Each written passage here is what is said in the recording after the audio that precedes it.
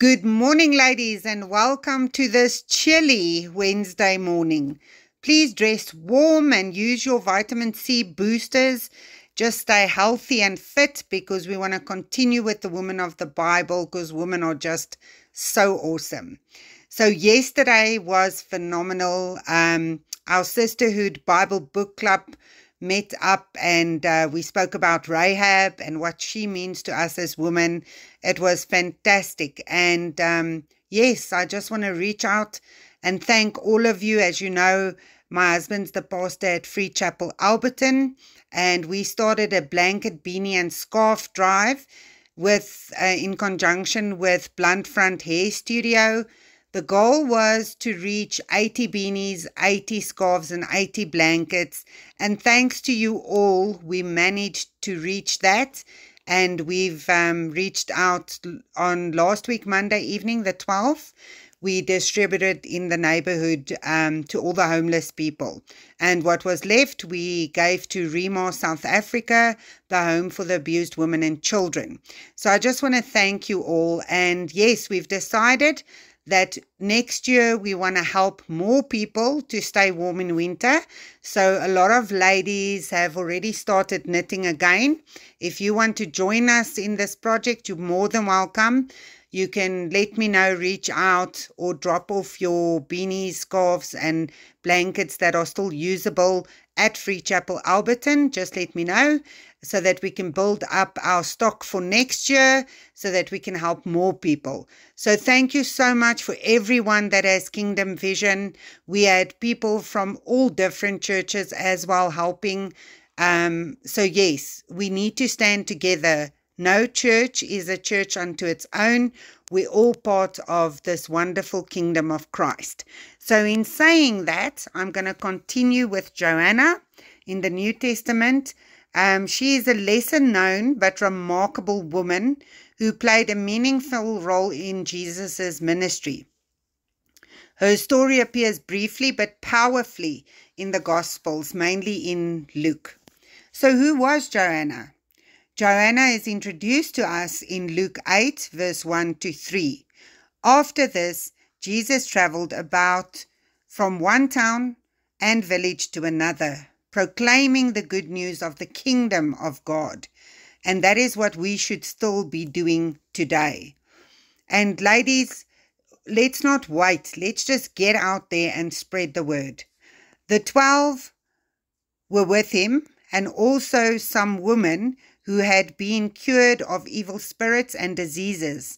Mary called Magdalene, Johanna the wife of Chuza, the manager of Herod's household, Susanna, and many others. These women were helping to support them out of their own means. And that you can find in Luke 8, verse 1 to 3. And I'm getting goosebumps because I can't help but think, if I think of this blanket, beanie and scarf drive, how we all came together as the body of Christ to help other people. And isn't that profound that this is exactly what these women were doing? They were helping Jesus spread the love and the word and the warmth of Jesus Christ, okay? She is mentioned again in Luke 24, verse 10, as one of the women who went to the tomb and first witnessed the resurrection. It was Mary Magdalene, Joanna, Mary the mother of James, and the others with them who told this to all the apostles, okay? So her purpose and role. Firstly, she was a follower of Jesus. Joanna left behind a life of influence and wealth. She was the wife of Chuza, a trusted official in Herod's court, to follow Jesus. Her loyalty shows deep personal transformation and faith. Secondly, a financial supporter. Joanna helped fund Jesus' ministry. Her position likely gave her access to resources that she willingly used for kingdom work. So I urge you, ladies, we need to come together and we need to put our heads together to support and grow the kingdom of God so that nobody that we love and care for is left behind when Jesus comes. You know, we've got to be there for each other and other people, okay? I just can't stress that enough. And yesterday when Yanni was doing Rahab with us, I just thought, how awesome is it that a young woman has such great love for the Lord? It's absolutely amazing, because we know that the school systems today, they don't do what we did when we were young. Christianity was still a big thing when I was at school. But anyway, it's not all lost. There are still youngsters that search for the Lord, and that is super amazing. And Yanni has such a beautiful testimony and ministry lying ahead of her. Okay, then thirdly, Joanna, a witness of resurrection.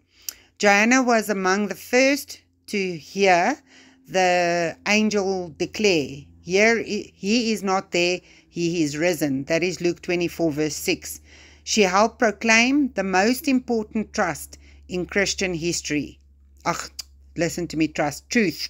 The most important truth in Christian history. It's so cold, my tongue is frozen. Jesus is alive. Okay? And then, what can we learn and apply today? Firstly, use your influence for God's glory. Joanna had a high social position, but she didn't cling to it. In today's world, women can use their workplace, their relationships, and platforms not just for personal advancement, but for God's kingdom. Okay? So Joanna didn't let anything hold her back. She didn't care about the judgment of other people. She really just wanted to get to Jesus and help him with his ministry. And we should be like a Joanna. Generosity fuels the mission. She gave materially to support the gospel. Today, women can steward finances, time, and skills to fund missions, churches, and ministries. There's nothing stopping us, Let's reach out to people that can reach out to those in need. That's what I always say. Stand with courage. Joanna stayed faithful during Jesus' darkest hour and didn't flee from the cross or the tomb. We are called to stand firm in faith, even when it's not popular or easy. Okay? Good things are never easy. If you want something in life, you have to work hard to get it. And if you want to end up in God's kingdom one day, you have to work just as hard. Be a resurrection messenger. She helped declare the resurrection in your workplace, family, or community. You carry the same message. Jesus lives and he changes lives. Look at your own life. I'm sure all of you have a testimony of what God has done for you.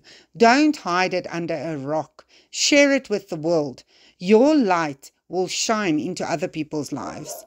I just want to close off in a prayer. Lord, give me the boldness of Joanna. Help me use what you've given me to serve you well. May I be faithful to follow you, generous in spirit and bold in proclaiming that you are alive. Thank you for your love, O Lord, and thank you for guiding us. And may the Holy Spirit reach every woman today listening to this message, and may we all strive to be more like Joanna. Amen.